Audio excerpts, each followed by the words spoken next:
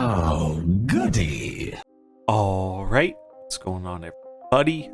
Zom here again, and today we're back with another Marvel Snap video. So in this one, we are taking a look at some day one decks for Annihilus, today's new card. Annihilus is a 5-cost 7 power that reads on reveal. Your cards with 0 or less power switch sides. Destroy those that can't. Annihilus is a pretty hyped up card. I think a lot of people have liked the junk archetype in the past, but it's always felt like it's been missing something to help kind of cohesively bring it all together, and Annihilus looks like it's that card. It really removes a lot of the downside of if things go wrong, not being able to get your Goblin or your Viper or other cards across the board to your opponent. Now we have another redundant way to do that, and on top of it, if for some reason we can't get them across the board, let's say the opponent plays around it by filling up their board, at the very least, we're not stuck with those negative power cards. They will be blown up. So I think this card's really cool. It is probably going to get a little annoying on the first, few days. Anytime a new archetype defining card comes out, these are the cards people typically prioritize and snap. High Evo is another one that comes to memory where that gave people a whole new way to play, and while junk has been around, I think this really does give a whole new way to play that deck. So I think a lot of people are going to be prioritizing this card. There's going to be a lot of mirror matches, and it's going to take a little bit of time to see kind of the general impact it has on the game once those mirror matches slow down a bit. Now, in terms of Spotlight caches, Annihilus is a Series 5 card, so those are usually worth using your spotlights for. The other cards in the spotlight this week are Dakin and X23. So if you're someone who doesn't have X23, I think this is a really, really good week. If you like playing Destroy at all, he's become an absolute mainstay powerhouse in Destroy. Really core part of the deck, adds a lot of power and synergy to it. So great card to pick up, also another Series 5. And Dakin not really doing too much in Destroy, however, he is a pretty common include in Discard, so if Discard is your thing, Dakin's not a bad one to pick up.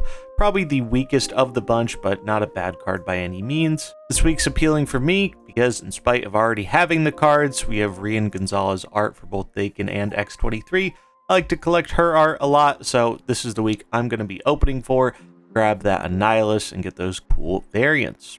So yeah, I think this is one of the better weeks to be going for a card if Annihilus is of interest to you, and especially if you're missing one or more of the other cards included. With all that out of the way, let's take a look at our day one Annihilus deck. Starting it off with an oldie but a goodie, Toxic Sarah. So this deck was kind of a meme for a long time. It fluctuated in and out of the metagame in small bursts, but it was never overly popular, and I think it's got some great additions with Annihilus, but also one of the other more recent cards in Man-Thing. The idea with this is you are a Sarah deck, but instead of trying to do the Sarah control stuff, trying to reduce power across the board for your opponent, while also giving them things that give them negative power. We have the standard Hood and Green Goblin, Sentry with his Void, Viper to give stuff away, Titania for clogging up the opponent's board, Debris for the same thing. Absorbing Man has some decently valued targets here in Hazmat and Debris, or if you want to get even spicier with it, you could copy up Sentry and then give them over 2 Voids. It's kind of cool. We have Sarah, who we're traditionally trying to play on turn 5, reduce the mana cost of our cards, so we can throw out a bunch of cards all at once. Maybe throw out Annihilus alongside Hazmat and a Demon as one possible option, or Annihilus, Hazmat, Luke Cage as another one. Definitely a fun type of deck to try out if you like giving your opponent as much negative power as possible while clogging their board. Next up, we have Anti-Junk. So as previously mentioned, there are going to be a lot of people playing Annihilus. I think this card is going to be picked up a ton. A lot of people are going to be playing it. So what does that mean? Well, that means that whoever Annihilus is last is probably going to win the game a lot of the time. So in order to help us do that, we are running Invisible Woman. This is not a shell built around trying to give your opponent a bunch of bad stuff.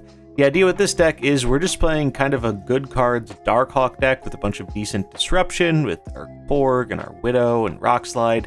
Darkhawk for some payoff, Luke Cage to protect against Hazmat shenanigans.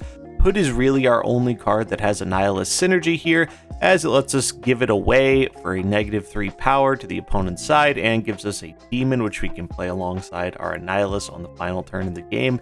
Invisible Woman really clutch here though, because versus the Annihilus junk deck mirrors, if you can get your Annihilus hiding behind that Invisible Woman, you pretty much will always go off second, so that way any bad stuff they give to you, you can return to them in kind, which will probably win you the game. Iron Lad is a great inclusion in this deck, a lot of good stuff to copy here, whether that's getting more rocks, whether it's getting another Man-Thing or Darkhawk, Killmonger to clear out some of the opponent's demons or other cheap 1-drops.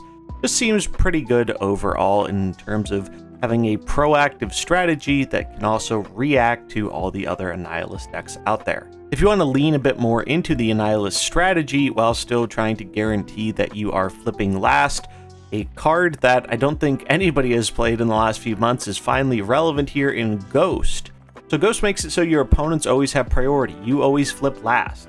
So we don't have to worry about Invisible Woman, who has a little bit of a downside where against an opposing clog deck, they might just be able to clog up your lane before you're able to stick that Annihilus behind her, so you get that end of the game trigger. Ghost doesn't care what lane you're putting your card in, it just always gives you that lack of priority, which is perfect for making sure that we are always going to be using our Annihilus after our opponent uses theirs. The rest of the deck is just a pretty simple junk core, a lot of overlap from the Sarah deck we saw earlier. However, one other inclusion that I think is going to be very relevant here is Armor. Destroy has been a natural counter for clog decks pretty much as long as they've existed, so having a way to make it so that your things you're giving them can't be blown up is really, really good.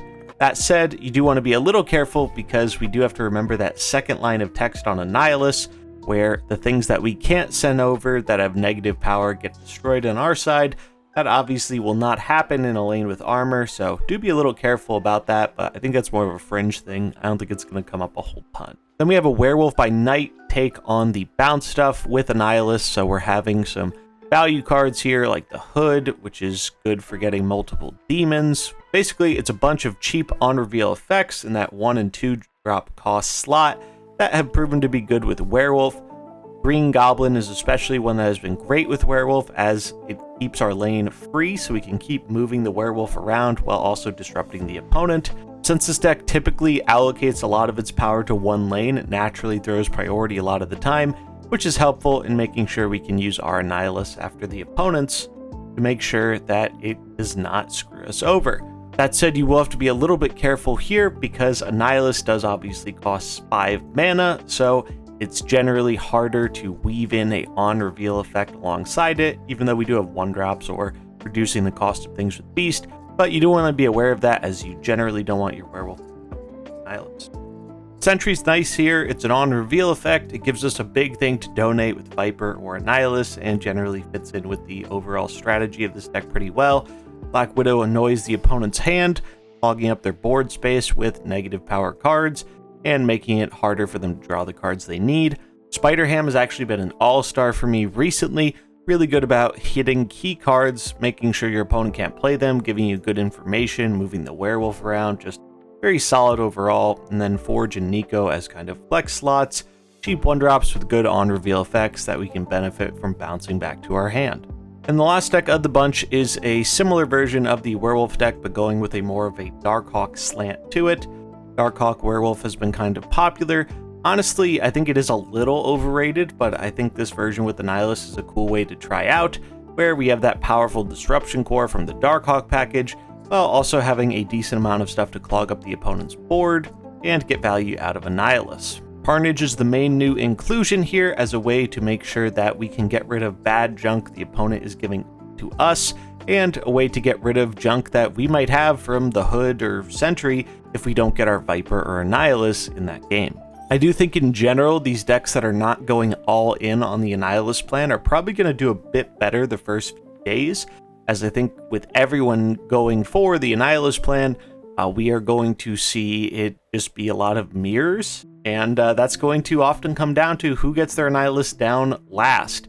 So, Ghost, Invisible Woman, those are tech cards I think you can put in just about any of these decks. We did include them in 2 of the different decks, but if you are seeing a ton of the mirror, which I expect to happen, those are cards I would make a high priority for including, as they can pretty much single-handedly flip the mirror, assuming both you and the opponent draw your Annihilus.